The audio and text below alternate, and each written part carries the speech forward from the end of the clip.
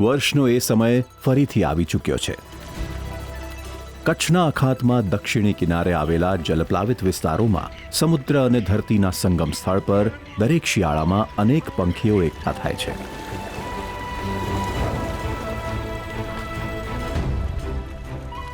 આ જલપ્લાવિત વિસ્તારો આ વિસ્તારની જીવાદોરી સમાન છે. હજારોની સંખ્યામાં અહીં ખોરાક અને રહેઠાણની શોધ માટે આવતા આ આકાશી મહેમાનો સિવાય ખૂબ જ ઓછા લોકો આ બાબતથી માહિતગાર છે.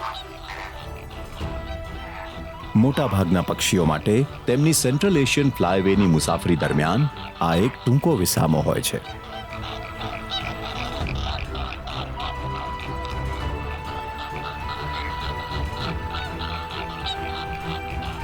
આ જીવંત પરિસર તંત્ર અકસ્માતે નિર્માણ પામેલું નથી.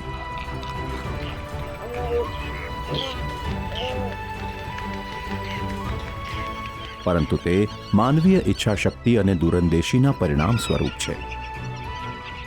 નવાનગર રજવાડાના ધી મહારાજા જામ સાહેબ સર દિગ્વિજયસિંહજી જાડેજાના પ્રયત્નો થકી આ જલપ્લાવિત વિસ્તારોનું નિર્માણ કાર્ય શક્ય બન્યું.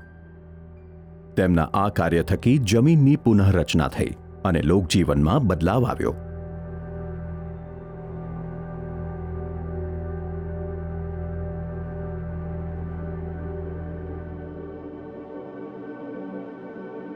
ઓગણીસમી સદીની શરૂઆતમાં આ જમીન કંઈક અલગ જ દેખાતી હતી.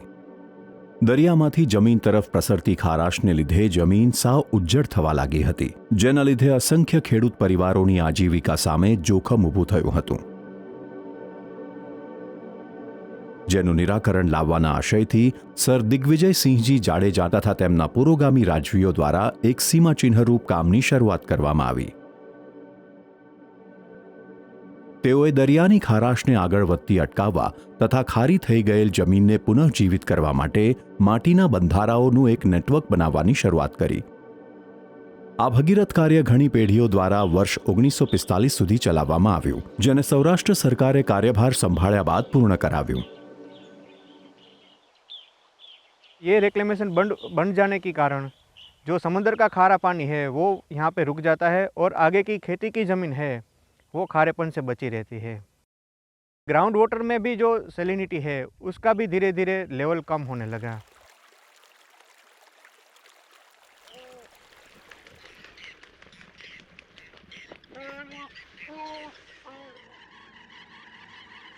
પૂંજ જેવા આવે, પેણ જેવા આવે, જે અમુક ઓલો શિયાળામાં પંક્ષીઓ આવે ને ઘણા બધા આવે.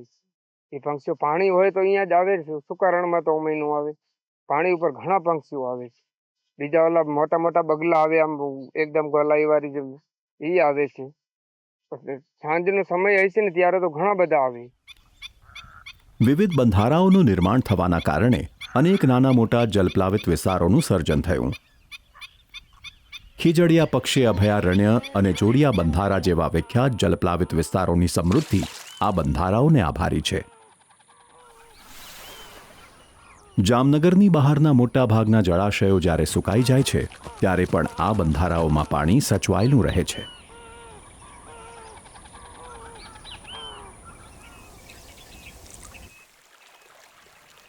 બંધારાની એક તરફ મીઠા પાણીનો સંગ્રહ થવાને કારણે જલપ્લાવિત વિસ્તારોનું સર્જન થયું છે, તો બીજી બાજુ દરિયાની ખારાશ સમૃદ્ધ ચેરના જંગલો માટે કારણભૂત બની છે. કચ્છના અખાતમાં આવેલી મોટી ખાડીઓને કારણે તેને ટકી રહેવામાં મદદ મળી છે. અહીંથી કરીને અહીંયા કાંઠો હોય ને 1998ની જે અગાઉ મેં વાત કરી ને તેથી ફૂલ પાણી આવી ગયું હતું. અને ગઈ સાલ કેટલો 80-90ની ઝડપનો પવન જે હતો ને એની અંદર એટલો બધો પાણી ઓવરફ્લો નથી થઈ ગયું. એનું કારણ અમે જંગલ આશરો હોય ને એટલે એના આશરાની અંદર આપણે ગમે તે કોઈ માણસ રોકાઈ જાય પણ એવી રીતે.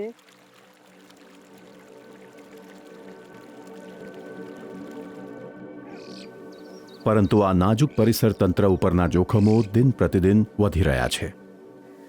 ये जो रिक्लेमेशन बंड है वो कई जगह से ज़्यादा टूटा हुआ है, तो वहाँ से जो सैलाइन वाटर है वो अंदर आ रहा है और जो कुछ एग्रीकल्चर लैंड और दूसरी जो ज़मीन है उसको थोड़ा ख़राब कर रहा है.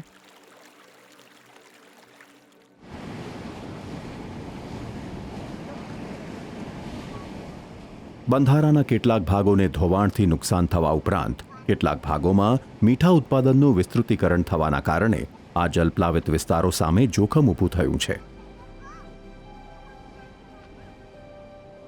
આનાથી બહુ થોડા લોકોને ટૂંકા ગાળાનો આર્થિક લાભ મળશે, પરંતુ તેનાથી થતું નુકસાન અમાપ હશે. લાખો પક્ષીઓ તેમનું ઘર ગુમાવશે. કોઈ વખતે બચાવી લેવામાં આવેલ ખેતીની જમીન પર ફરીથી દરિયાઈ પાણી ફરી વળશે. ખેતી કરવી વધુ મુશ્કેલ બનશે.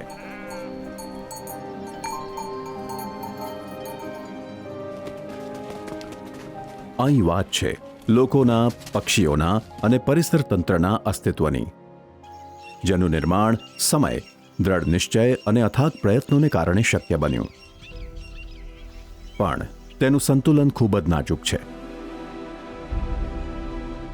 જો બંધ નાશ પામશે તો આપણે ફક્ત ભૂતકાળના પ્રયત્નો જ નહીં, પરંતુ આ જમીનનું ભવિષ્ય પણ જોખમમાં મૂકીશું. એ જમીન કે જેને આપણે બધા ઘરથી ઓળખીએ છીએ.